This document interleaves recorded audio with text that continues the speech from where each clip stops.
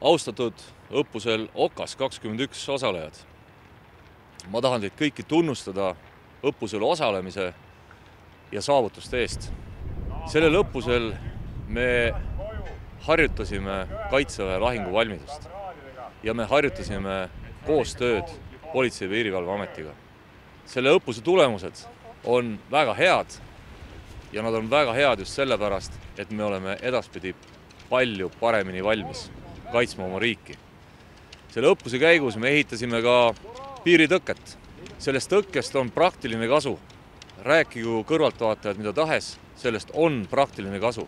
Aga palju suurem kasu, mida me selle õppusega saavutasime, on ikkagi meie kaitsevalmiduse arendus ja koostöö riigistruktuuride vahel. Mina ütlen teile suur tänu Kaitseväe manöövris osalemise eest. Aga Eesti riik ja inimesed on teile kindla peale tänulikud selle eest, et me oleme paremini valmis Eesti riiki kaitsma. Suur aitäh!